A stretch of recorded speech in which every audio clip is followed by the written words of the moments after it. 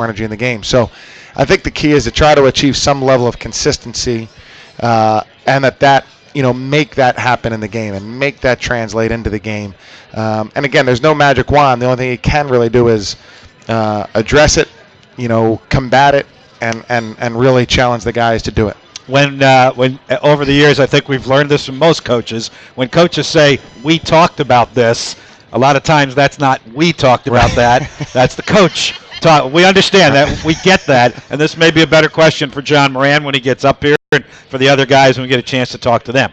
Is there dialogue going back and forth amongst players and coaches to try to figure out what ails you and move on with a little bit of back and forth? Yeah, there is. And I can't necessarily remember voicing my opinion one time as a player when I was in college. Really? Huh. No, had something to do with it. Yeah. But it's it's different now, and it's good to get the feedback of the guys. And I think we've done even I think we've done well in terms of I see on the floor what those guys see off the court. It's the players' program, and we want them to have an input. Now, I think with that input comes a lot of responsibility for how they practice and perform and play and do off the court, but we want them to have an input. And so I think that there has been, and I think I think people will be surprised how much interaction there is between players and coaches in today's game, well, in our program at least, but I would say in today's with today's players. There are a lot of guys who shoot in the gym and come in and sit in the office and watch film and talk with the coach, and just a lot of back and forth. So I do believe they have much more of an input than you might imagine or than traditionally might be thought of. Are there tweaks going on at this point? We talk about this every week. Defense has to get better. Defense has to get better. How much of that is tweaks or rebounding has to get better? And how much of that is just we do have to practice harder and we do have to play harder and execute what we're doing better? Right. Well, exactly. Yes, there are tweaks, and we've played more zone here in the past probably month than we've played in our first 10 years, and it has been the difficult part of a zone is that it's not that you're saying, hey, go ahead and shoot a three, but that's what you're going to end up for the most part giving up, is you're going to give up some open shots. And so that's why most coaches are man-to-man coaches, or like us, a switching man or matchup zone, because there's a little bit more tension or pressure or accountability on each particular guy. But we have played some zone, and it's paid some dividends. At the end, right before TJ shot there, we played zone, and VCU had a turnover that gave us the ball back with 5 seconds to go. So there have been some good possessions. I think UMass, the element of surprise, and also they missed their first couple shots, and the tension grew. St. Louis, Fordham, it's been helpful. I think the last two games they played better against the zone than our zone played against them, Davidson and VCU. So, we want to tighten that zone up, but to a certain extent, there's, you're going into it giving up a couple of opportunities right off the bat. So I do think it comes back to, everybody's ability to defend on the perimeter, or your stance and your understanding who has the ball, and if you're in help defense, by too much, or you're not in help defense by a foot. All those things make a big impact. And teams we've had that have been winning and playing great defense, we're always working on these little small tweaks and things. So for us, it's just a matter, in my opinion, just continuing to go after. We don't want to. We want to embrace the things that have been good for us both historically and this year. And before this past weekend, we went 3 games with teams shooting in 30s. So how can we get back to that? How can we sustain that kind of momentum with maybe switching our defense more than we have in the past and throwing a little bit of a curveball at the other team? All right, quick conversation on the rebounding side of it. Fans have asked. And then we'll get to the phones. Of course, Ivan is another steadying influence. He's a tradition of the program as well. We would take other calls, 622-0950 as well. Traditionally, over the years, whether you were the coach or Dick Tarrant was the coach or John Beilein was the coach, I can tell you rebounding has not been a strength of the Richmond basketball program. I think sometimes fans forget that. And the two areas where you can combat rebounding, this year's Spider team, for the most part, Chris, is doing. I don't want to say that you're giving up on rebounding. I know you're not. Low turnovers helps combat the rebounding issue, and steals will help combat it as well. And I think both of those areas have been positive for your guys when you have to try and combat a rebounding disadvantage. Yeah, you're right. And the last 2 road games we've shot, I think, 53% at 39 assists and 12 turnovers. And so to be on the road, those are winning numbers, or certainly put you in the game numbers. And the rebounding, agreed that we haven't been great earlier this year, or during the course of this year. We've had some success rebounding. I think it probably has to do with, to a certain extent, when you recruit is where everything's going to start, and we recruit guys who can dribble and pass and shoot and make decisions. They tend not to be as good at rebounders, and that doesn't mean we don't work on it and practice it and address it. And it was interesting, last year in the game at VCU that we won, VCU had 2 offensive rebounds in the game, and that was obviously a huge part of the game. And the other night, obviously they killed us on the backboard. And so it's not that we can't do it. I think it does. It is a little bit more taxing if you're willing to play a slightly smaller lineup to take care of the ball, get good shots, and make 3-point shots. Then you're likely to give up a little bit more on rebounding. And so that's something that is, and part of the reason our rebounding numbers have been low historically and this past week is, we've shot a high percentage, so there are not that many offensive rebounds to be had for us. We try to really emphasize transition defense, so another reason we don't get a ton of offensive rebounds. But it's something that we need to be better at, so that we can be, consistently close to even, and not to give up on it. But I think that if we went and found the 2 best rebounders we could possibly get, then there's going to be a lot of give up on how we perform on offense, and if we can throw the rebounders the ball on offense and things like that. So, you're not going to be great at everything. We need to be better at rebounding for sure. But those other numbers are encouraging. However, had the rebounding be better, they would lead to better results. Yeah, I think that's my point. We all know you can't get out rebounded by 20, but the stat sheet says right now we're being out rebounded by 4.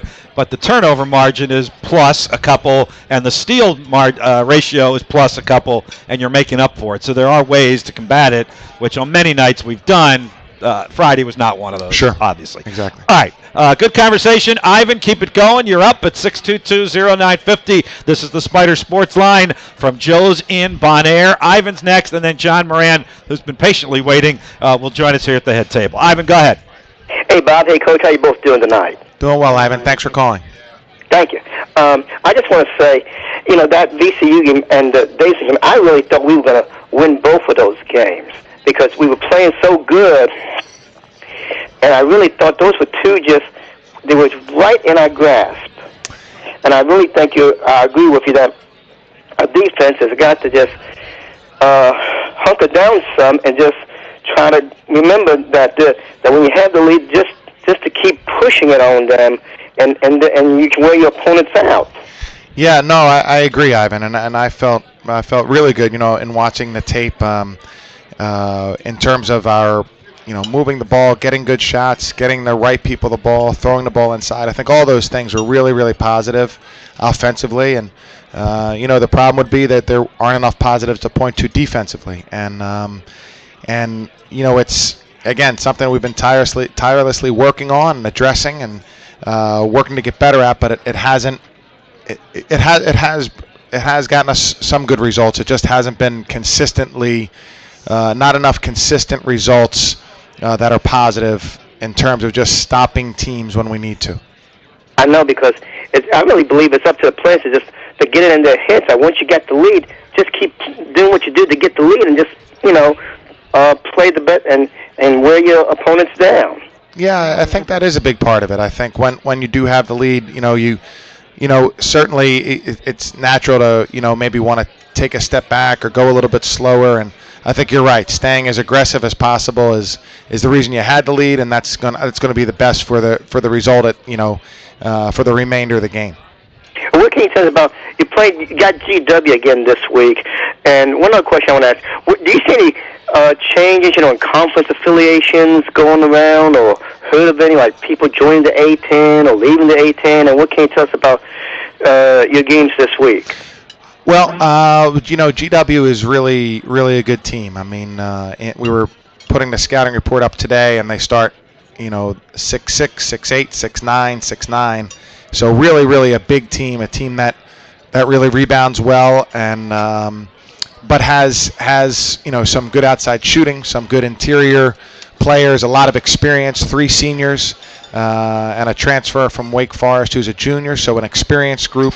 And they're very, very physical. So this is going to be a game where we have our work cut out for us. The game up in Washington, D.C. was just a tremendous game that went to double overtime.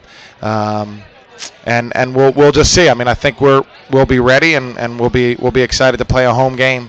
As far as the conference stuff, it's interesting, Ivan. I haven't heard anything about that lately. Nope. I don't know if.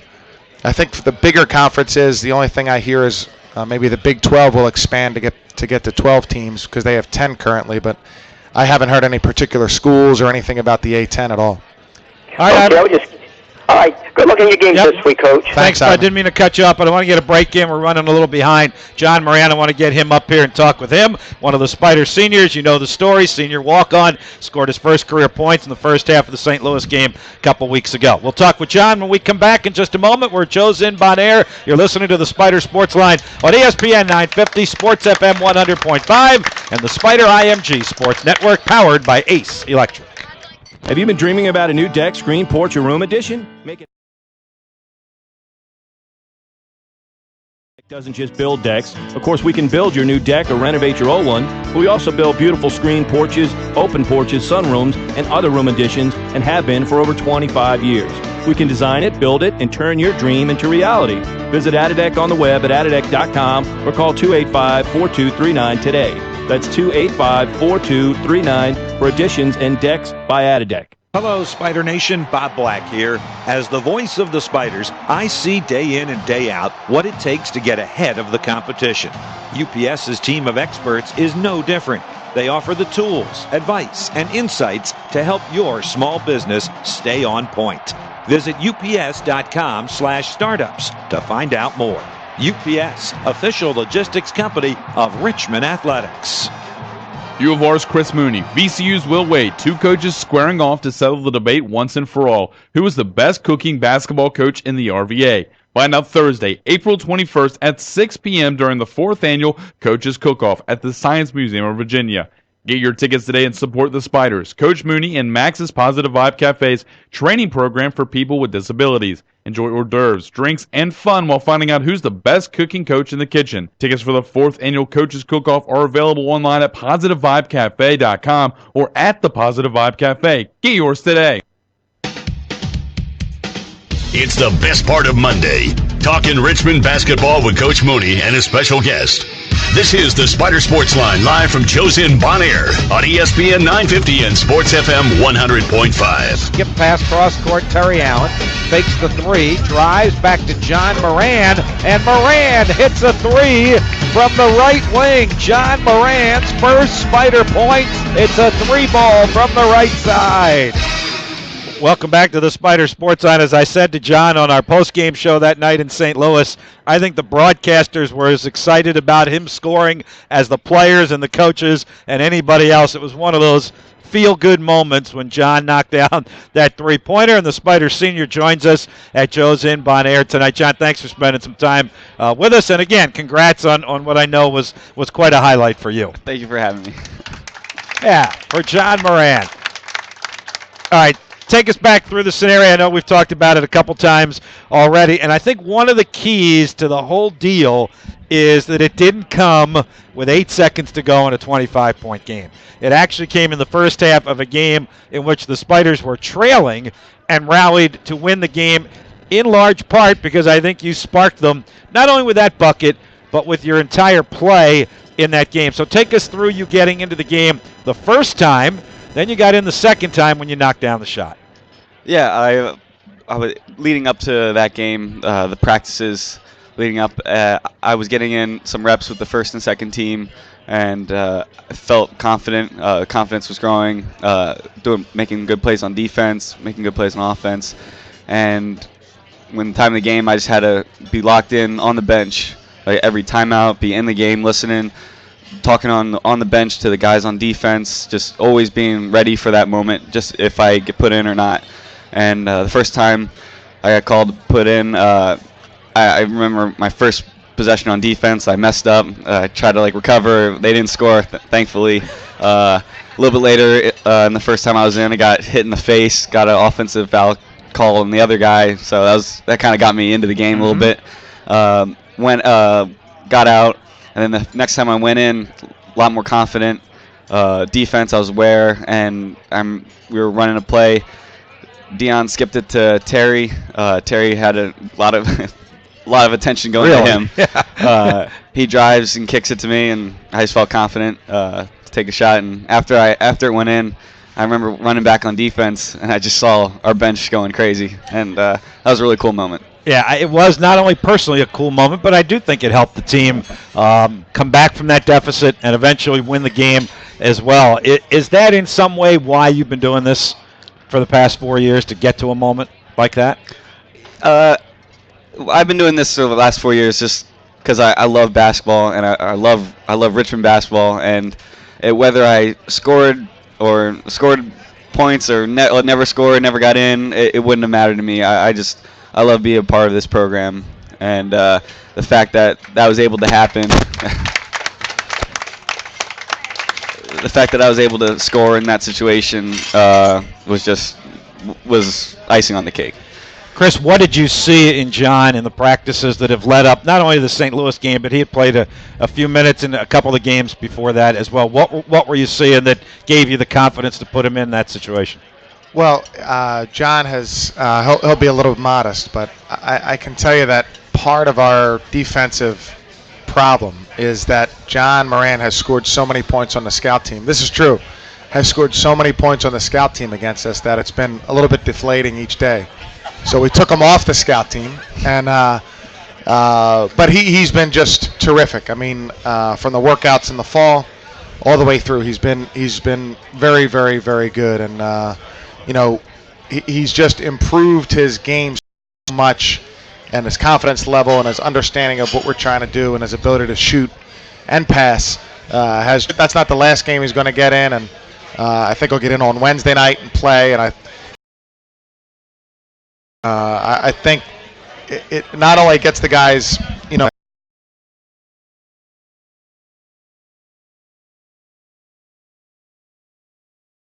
when he makes a great play, it's that much more special. He actually started as a manager, right? He did, yeah, that's true.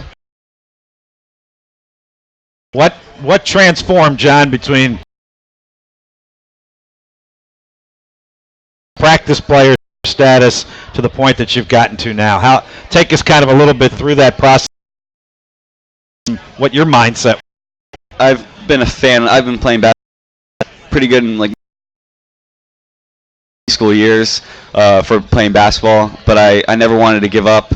So didn't have any looks or offers going into college. Both my parents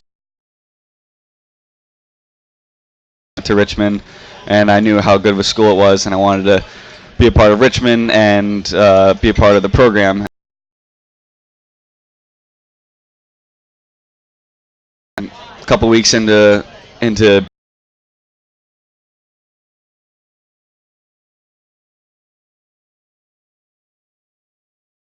one of the coaches, Coach McGeehan, who a few more weeks of doing that, probably one of my greatest in the gym. A couple setbacks. I had two kind of serious injuries my sophomore year. I had herniated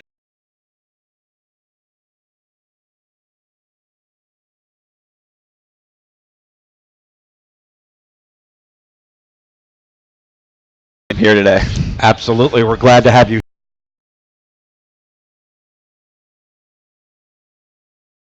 Became a Hall of Fame basketball player at Richmond. With that kind of perspective, Beck, what kind of runs through your mind when you hear that John Moran story at the University of Richmond. Well, the mental toughness. One question I have for John is, how do you mentally prepare yourself when your name's going to be called? When you don't know your name's going to be called a lot of times in a game. Yeah, well, mentality that I did freshman year, like focus, it's the same focus that you got to have to be a part of this sport at this high level. If you don't have that mentality, you won't. So just kind of staying ready always. Just It's good. Yep, that's what I have to do. There have been other walk-ons that have come and gone. They are still there. They're going to come after you. What is the kind of talk amongst you guys and the advice that you give one another and you would give that future guy that's going to be in your shoes someday? Just to always to work hard and to there's a kid coming who might come next year from my old high school, and I was just talking to him, saying that if you come here, you'll be treated like every other player, and if you work hard and do what the coaches ask you, it's you'll always have the chance to improve and to maybe see some playing time. And it's just to be a walk-on here is there's no tier. You're just like every. And Chris, your basketball program is an important guys. It really is, and we've talked to Go a lot about this, and obviously in football it's important, and it's been scholarship players, which is enough. But my thought has always been that if you can get somebody that loves basketball, then the more people like that you can have, the better. We've had as many as 4 walk-ons on our team, and our first 2, or first 3 really, helped shape and frame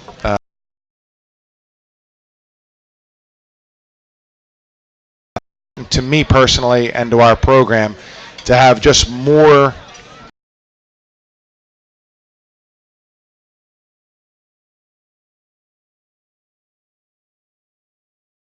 Because I probably wouldn't have come out. I've been in the restroom for a long.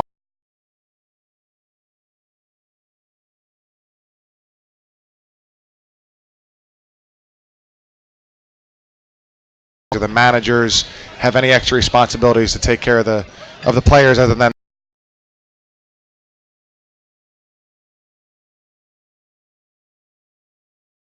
And I think that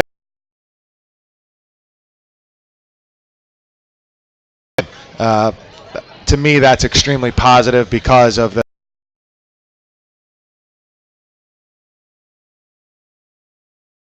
John Moran, after we take a timeout, just past the top of the hour, about a half hour to go in tonight's Spider Sports Line. We're live at Joe's Inn.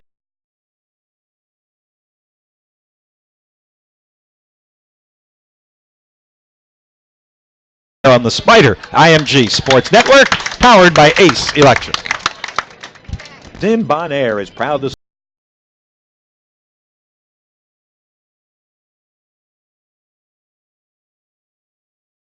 University of Richmond basketball.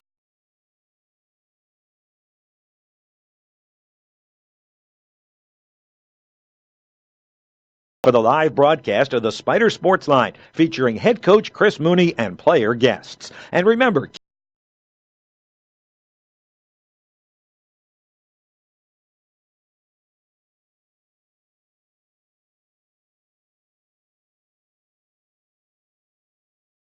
need a good price on tires with great service? Visit Dyke Tire, your locally owned tire pro dealer, for all your car care needs. We work on all vehicles, from oil changes to repairs to your engine that'll keep your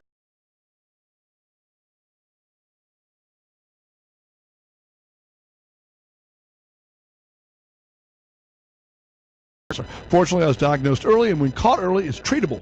I went to Virginia Urology, where my doctor discussed my options, listened to my concerns, and took care of me.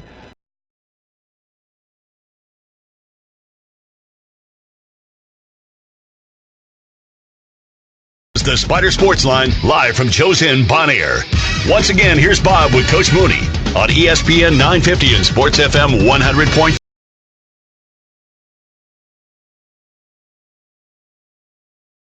And the Spider IMG Sports Network, powered by Ace Electric. Spiders are home. Is game time 6:30 our airtime of that, but one of our topics with Coach in the first segment was the dialogue and the conversation that you guys are having through some tough times right now. Let's be honest.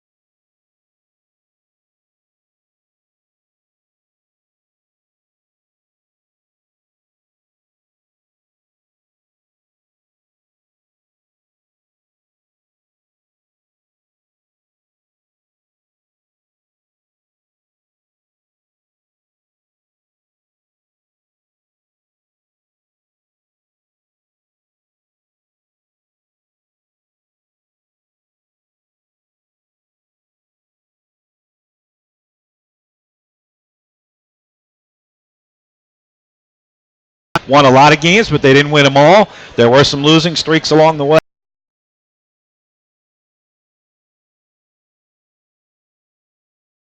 Can even be advice to a John Moran and this Spider team. Well, we lost a lot of games. You as well, by the way. So that was frustrating. But I think John and those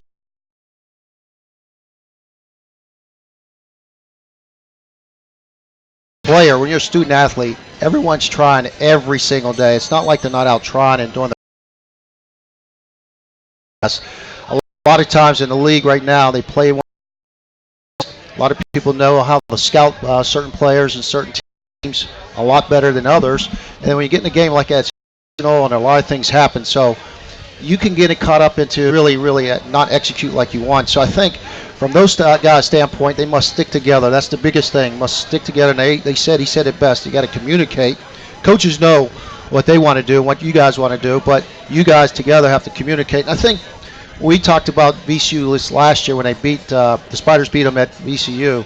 You had a guy like Kendall Anthony, small in stature, but just a tough-minded guy who really was the alpha male. And you need that sometimes in a tough environment, and they're still searching for that alpha male to step up and look at one another and say, let's start it right now. Sometimes you see guys slap the floor, you see some guys pump their chest and get in their face. Sometimes you need that, not from the coaching staff, but from the player standpoint. That's important when you play in a hostile environment. John, what is that like for you? What's that role like for you? Obviously, even when you get in games, it's limited minutes. Where can you add that kind of help that Greg was just talking about on the bench, particularly during the 40 minutes? Yeah, especially during the timeouts. There's a few seconds there where the coaches are talking amongst themselves, and guys, Joe Kirby's extremely vocal, and as well as myself, and we're just talking to the guys what we see, and getting them like sometimes you just gotta tell the guys no, definitely Terry, no one can stop you, and sometimes when you hear from another player, you're just you're right, and you can see it translate into the next couple plays. Chris, you've often talked about that. It's sometimes the voice has to be different for what these guys are hearing, and if it's from one of their contemporaries, maybe so much the better. Yeah, that's always going to be so critical and important. I think our guys and our program, I think there's a very good dialogue between coaches and players, and respect for the coaches by the players, and for the players by the coaches. But I think it's the player to player, and there's an ownership that the players have of the team, and I think the more they can be talking, sticking together. I think that's something we say all the time is, stay together. It always seems a little bit worse when you're involved in something that isn't going well, and it probably seems a little bit better when you're winning more games. But just stick together and handle this on your own, because if somebody is critical of you on the outside, maybe that's legitimate, but that has nothing to do with how you're going to play and prepare to play practice habits. So I think staying together.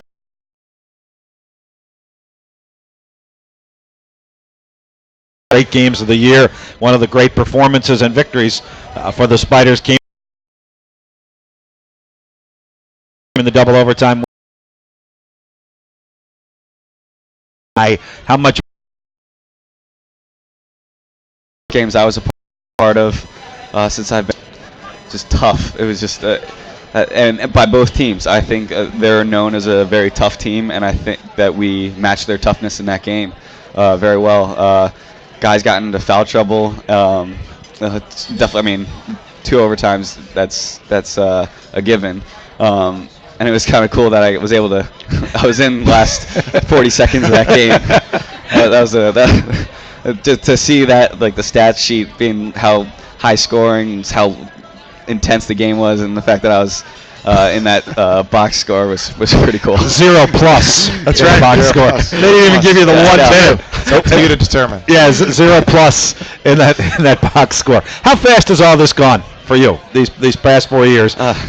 Too fast, but I can also I'll remember every second at the same time, and it's a time that I will never forget, and I will cherish every moment. And a lot of it is thanks to Coach Mooney for I'll never forget that, and the relationships I've made with all my teammates. It's priceless.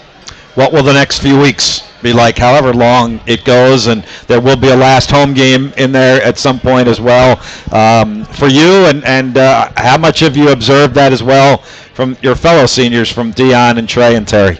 Yeah, I think we all know that senior night's a couple weeks away when we play Dayton, but that's not our focus right now. It's Wednesday, and then day by day, it's trying to, like, every game that comes by is our focus. And when that time comes, or in Brooklyn or beyond that, we'll take that like game by game. I know we're not trying to look too far ahead, but I know our audience would love to know what comes next. I see a lot of heads shaking. Bob, ask the question. What's next for John Moran? What's next for me? I'm not sure yet. Since I started playing basketball, I've always dreamed big. Every basketball player that takes it seriously should, like, their dream is to play professionally. And even as a walk-on or not playing that much in high school, and now getting a little bit of time here, I still have that dream. I understand that it's a tough road. Definitely starting, like, when you start from the bottom, going overseas, or that would be a dream. But other than that, I'm gonna graduate with a finance concentration, and I could absolutely go into business somewhere, and another thing that I love is coaching or training. A lot of options for me. I'm focused on the. I won't be a ref, don't worry. But I got 2 guys up here shaking their heads side to side on the coaching thing. Beckwith and Mooney are both shaking their heads side to side. I just love basketball, and I always want to be around it. No matter if I go into business or anything like that, at the end of the day, I want to do something with basketball. What advice? I'm not trying to make you seem old. I keep asking you for advice, Mr. Beckwith. However, you dabbled in the coaching end of this thing before getting out of it. What advice do you give to young John Moran? Well, go with your heart, your dreams. I mean, if you want to be a coach, I'm sorry, but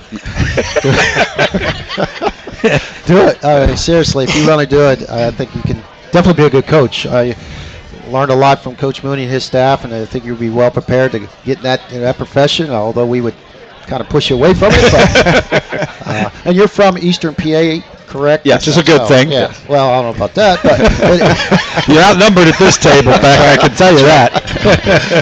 But no, I mean, University of Richmond, from an academic standpoint, you're going to be set either way you go. So I think you'll be successful no matter what. And in the game of basketball, teamwork, camaraderie, all that plays in a part discipline, self-discipline, and all that good stuff. So you'll be set, and the foundation be set. You'll be successful no matter what you do. Thank you. We hope that's a ways down the road that you stay in that Spider uniform as long as you possibly can over the next coming weeks. John, thanks so much for coming in. Congratulations again. Get some more points. We want some more highlights from you. Thank you, John. Thank you very much. John Moran, Spider Senior, with us on our Spider Sports Line tonight from Joe's Inn, Bon Air. We'll take a timeout and come back with, I guess the final segment of our show coming up in just a moment. We're on ESPN 950, Sports FM 100.5. This is the Spider IMG Sports Network. We are powered by Ace Electric.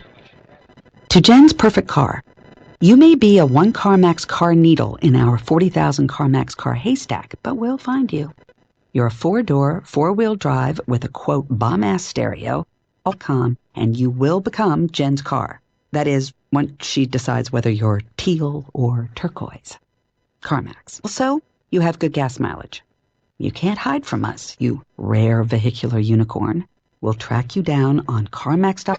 The bright side of car buying. This is the time of year people go home shopping. Whether it's their first home or new home, it's a big moment. And Ben Burkett of Brand Mortgage is there every step of the way, just like he was there for me and my wife 8 years ago. Thanks, Greg. We want our customers to shop for their home with confidence. That's why I'll conduct a thorough review of your finances and provide a pre-approval to avoid any surprises. Call Ben Burkett today, 833-4303, or email him, bburkett@brandmortgage.com. License numbers, NMLS 269591, MLS 75615, an equal housing lender. Can you handle a full rack? Buzz can. He's been smoking, chopping, saucing, and glazing barbecue his way for over 30 years, specializing in succulent, spare, tender baby back, and jumbo beef ribs with recipes handed down for generations. And don't forget about the award-winning pulled pork sandwiches, cooked daily over Buzz's signature hickory smoked wood. Stop by the original location at 1119 North Boulevard in the Fan, or the new Buzz & Ned's Real Barbecue at 8205 West Broad Street in the West End. Lux Chevrolet is celebrating their 100-year anniversary, and they're going to use their century of experience to help you find your next Silverado, Suburban, Impala, Malibu, or Equinox. Lux Chevrolet uses their vast knowledge of GM vehicles to help you maintain and service your vehicle to keep it on the longer and help maintain its value. So for Chevrolet sales, service, or parts, go where experience. Lux Chevrolet in Ashland, family owned since 1916. Richmond Spiders basketball on ESPN 950 and ESPN950AM.com is brought to you by Geico Insurance. Get a free quote online.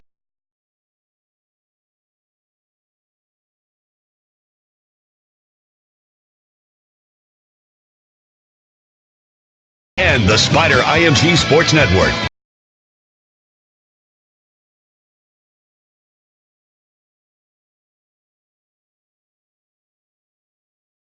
Let me tell you something.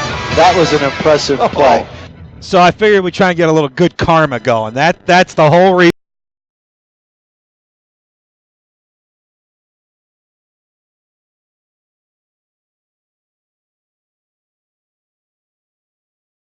At George Washington when the Spiders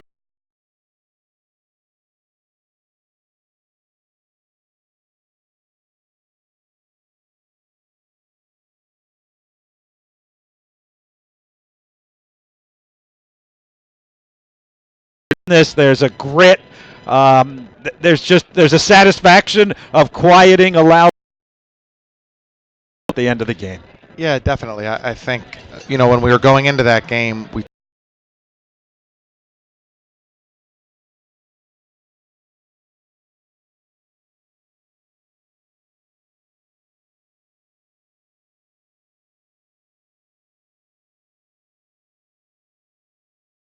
postpone the game, and you had to go out and play the game. And I think it's easier to see the character or see a lot of these good qualities when you win.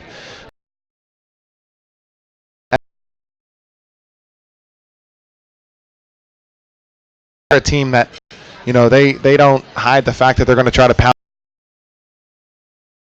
especially against us, and play against our perceived weaknesses. So it calls for us to really be tough and hang in there, and hopefully we can do that.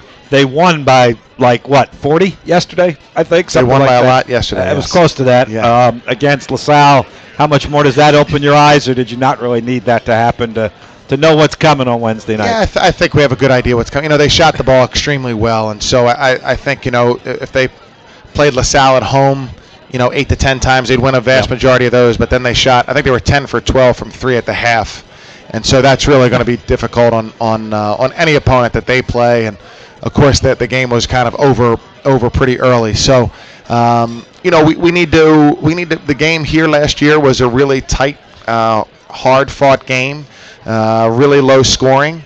The game there last year was double overtime, and the score got up because of that, but it was in the 50s when it went into overtime. So, and then the game there this year was a higher scoring game. So, but regardless of it, they're going to make the game be tough. They just have a certain style that they're going to make the game be physical. They're going to make the game be very tough, and you're going to have to respond to that if you're going to have a chance. All right, we've talked on the show tonight about defense and improvement coming there, and we've talked about rebounding and working at that. Let's talk about offense for a little bit. That's a positive right now with what's happening. 78 points a game is amongst the league leaders. The field goal percentage is tops at 49%. The assists is tops at 17 per game. And here's one I'll bet you didn't know, and this goes back to our great guest from 2 weeks ago, Calvin Hunt, who, as we said, is our videographer, but more than that, he's our statistical analytical guy. So Will Bryan, our basketball PR director, asked him to go back and figure out what's our success rate on those great inbounds plays, right? We run those inbounds plays on the baseline, and it seems like we score every time. The stats, Chris, bear them out. Will just emailed it to me. So here's how he's been able to break it down. You've had 149 end-line out-of-bounds possessions this year under our offensive basket and have scored 180 points on those out-of-bounds under. That's 1.208 points per inbound possession. That is first, not in the Atlantic 10, but in the nation. So somebody's doing something right to design those plays and then run those plays. And you and I were talking about it before we came on the air, and Chandre talked about it with Greg and I on the post-game show. Everyone's giving a lot of credit to TJ Klein in this thing. So talk to us a little bit about the credit that TJ gets and just in how those plays have developed over the years that they are so successful night in and night out. Well, those are the head coach's responsibility. Yeah. Special teams coach, right? Well, I would say TJ is, he's the recipient of a lot of them, mainly because he's so good at what we call slipping screens. So you act like you're going to set a screen, but then right before there's contact, you make a cut to the basket.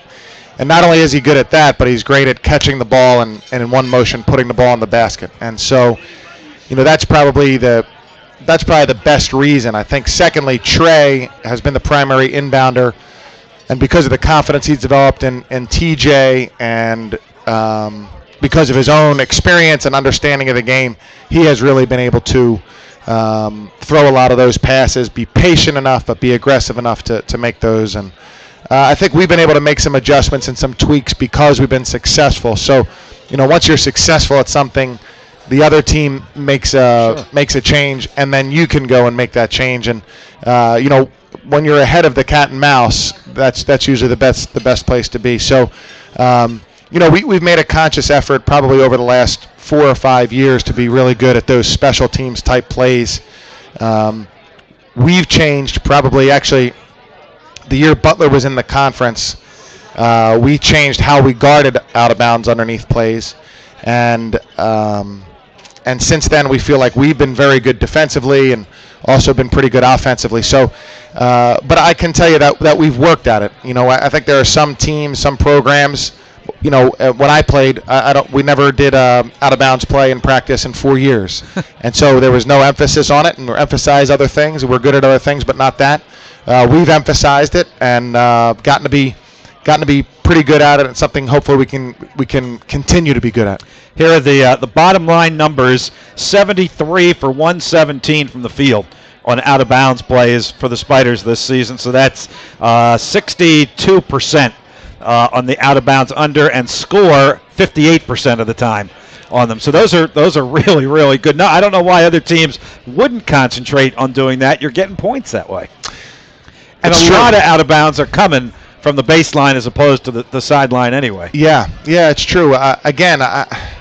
It's not. I don't think any coach goes in and says we're not going to worry about it. I just think in terms of when you go all the way down, what we need to work on. It's one that's easy to say, well, let's work on that tomorrow, or let's not worry about that, or let's just get the ball in bounds. And conversely, you guys spend a decent amount of time, at least game day and day before, defending the other teams out of bounds. And I know that one, if offensive out of bounds is the responsibility of the head coach, the assistant coach in charge of that scout is really responsible for those, right? Yeah, and we've really we've spent time and tried to be as good as we possibly can. Dion is great at guarding the inbounder, which really means he's kind of a free safety helping everybody. So that's been something that's been really important to us. And the more you focus on something, hopefully the better you are at it. And I'm glad to see we have stats to back that up. Absolutely. All right, good stuff, Chris. Good luck Wednesday night. Let's get that series sweep of George Washington. We'll see you at the Robins Center. Great. Thank you, guys. And thanks again to John Moran, our special player guest, plus Greg Beckwith, my partner, who's joined us here tonight. Thanks to Mitchell Bradley, producing on location. Matt Josephs at our ESPN 950 studios. Bob Black saying so long from Josin Bon Air for the Spider Sports Line. See you Wednesday night for the Red Out at the Robins Center. We're on the air at 6:30 with our pregame show right here on ESPN 950. So long, everyone.